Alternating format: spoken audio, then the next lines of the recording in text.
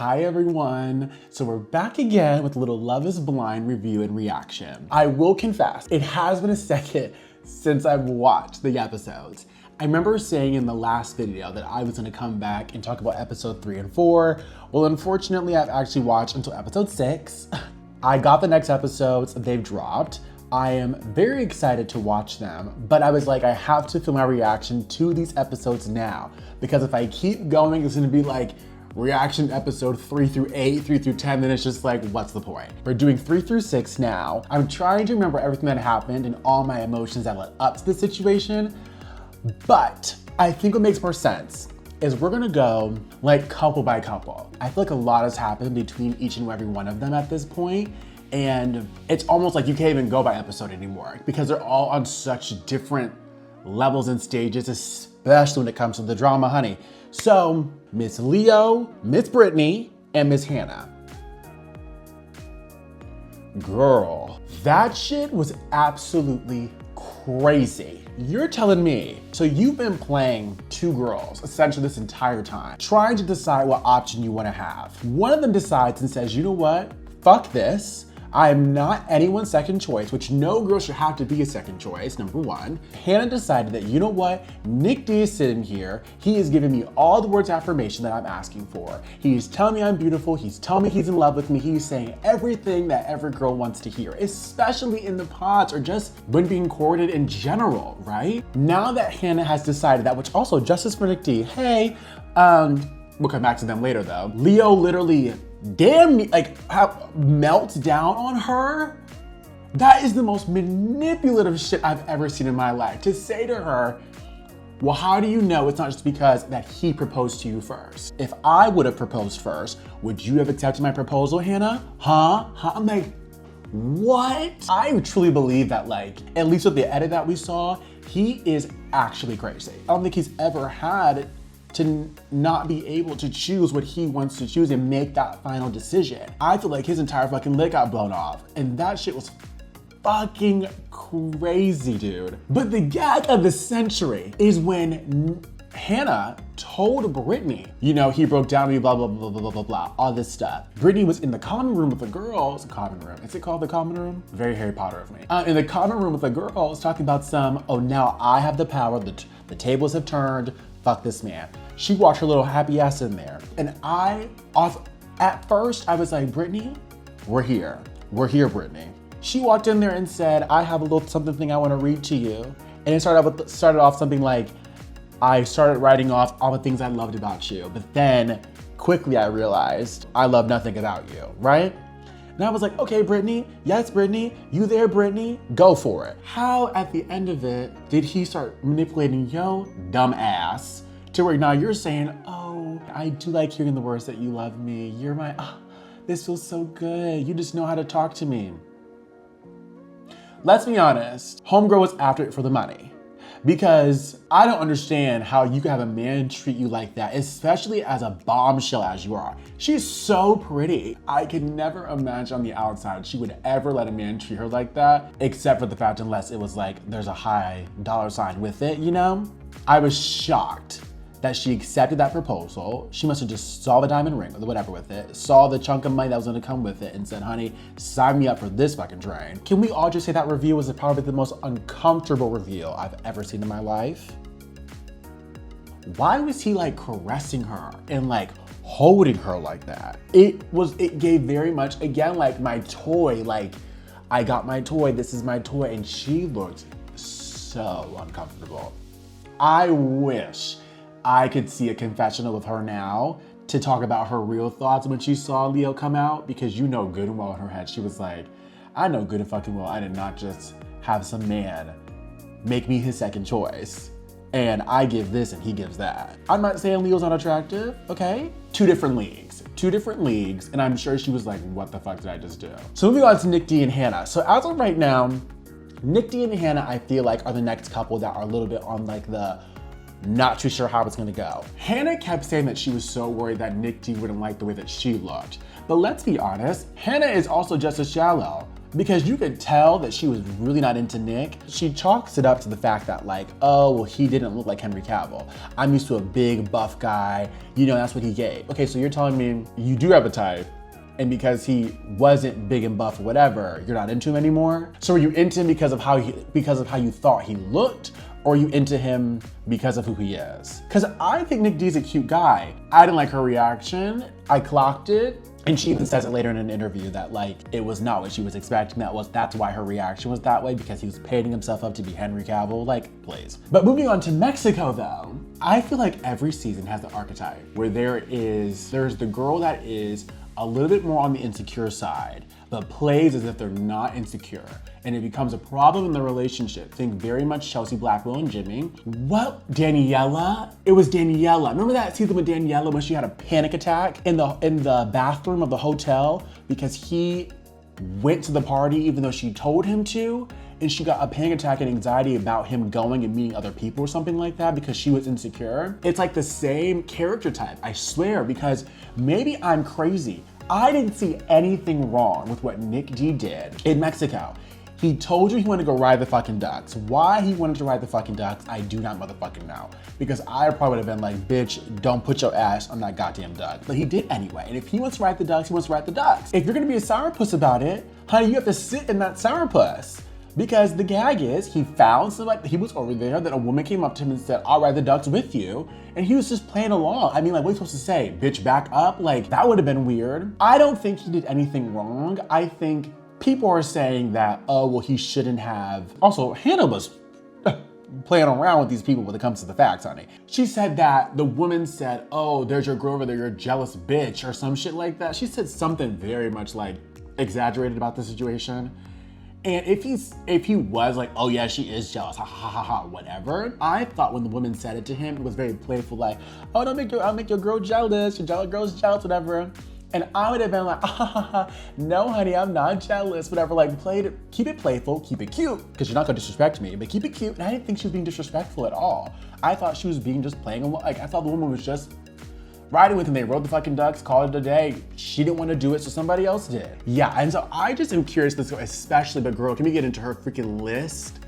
The list that she wrote about him and that he found. I don't think it's wrong to have a notes card. I don't think it's wrong to have a journal. It's very fine to have a journal. I think it is weird to have it laying out. Like, I mean, I can't say that I haven't texted my girls about my boyfriend and been like, girl, he gets on my fucking nerves. But I can't say I would ever put my phone out with the text open for him to be able to read. So I thought that was interesting too, that she left that list open. But then again, she's very well in her right to write down her emotions. It's a very high-paced situation. You've got to write down your emotions and process them, because if you don't process them, next thing you know, you'll be married to someone that you know, haven't even fully had a full thought about, or like, you know, so I think it's fine.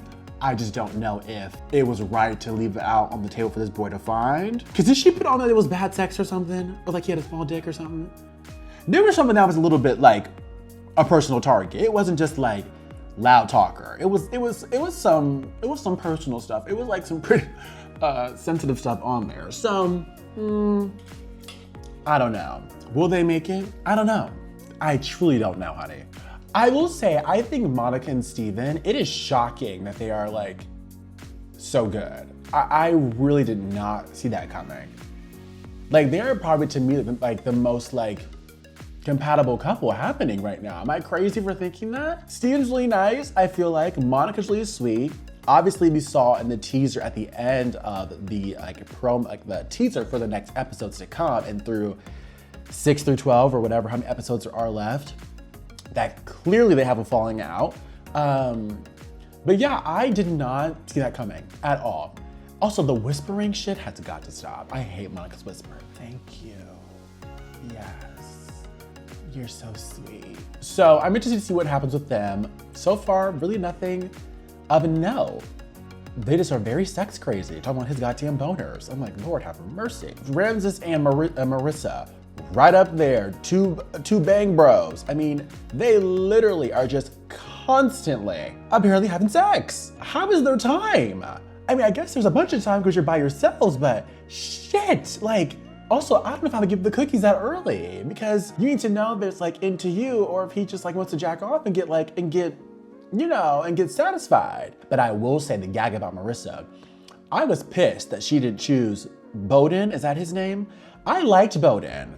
So clearly he comes back again. I want to know because I like Ramses, don't get me wrong, but I really wanted to see Bowden.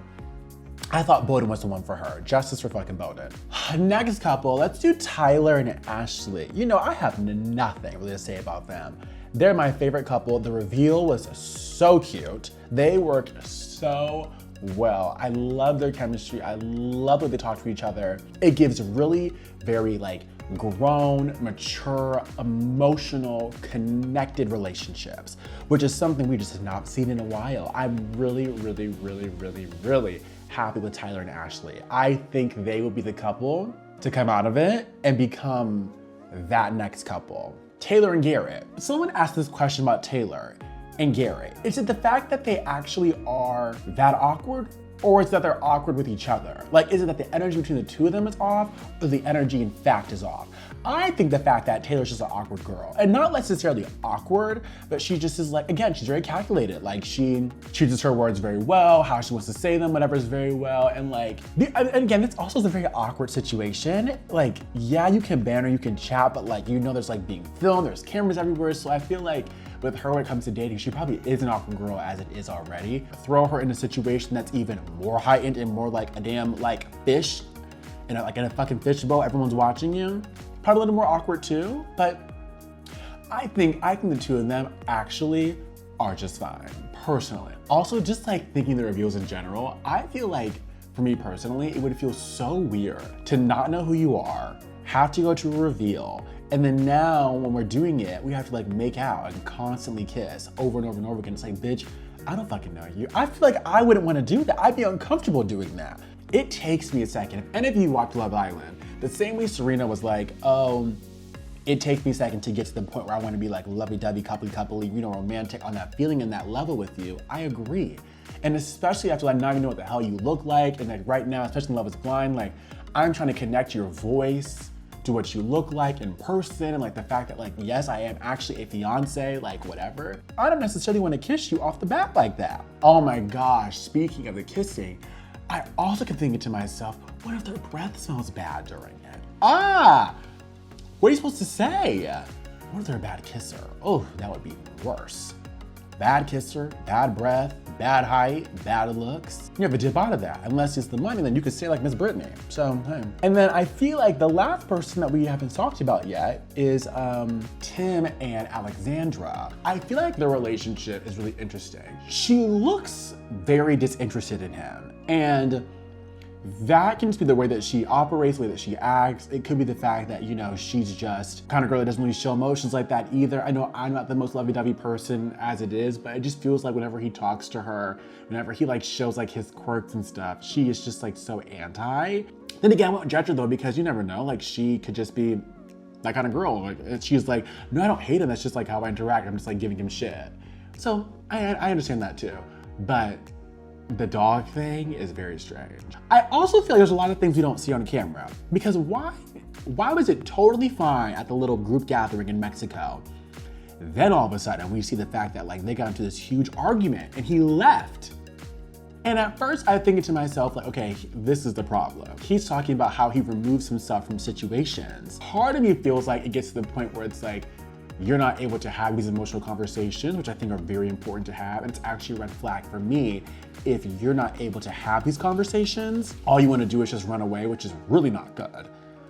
But girl, when it came out that she like mashed his face or like moved his face or whatever, oh, I was like, Alexandra girl, no, you were wrong on that one. He is right to be pissed at you. And I didn't even fully understand what the argument was about, that she was tired versus not being tired, that the energy changed or something like that. Like, I hate when they pull this stuff and they don't get to see everything. I mean, obviously it happened after the group gathering, so there probably weren't any cameras on them or like mics on them or whatever, but I'm like, how did we just go from everything is totally fine to now be completely confused on what the hell happened? I hope they bring us more clarity in the next episodes, but dude, so confusing. That's everything. I feel like the biggest ones to watch are Nick D and Hannah, Tyler and Ashley, because I just love Tyler and Ashley, and obviously Tim and Alexandra. Everyone else is kind of just like riding the wave, I feel like. But we're gonna see what comes next as we get closer to the altar. As of right now, I'm guessing Tyler and Ashley make it to the altar. Ramses and Samira make it to the altar. Monica and Steven get close to the altar. Don't do it. Taylor and Garrett get married as well. Nick D and Hannah do not. And that is what I think is going to happen.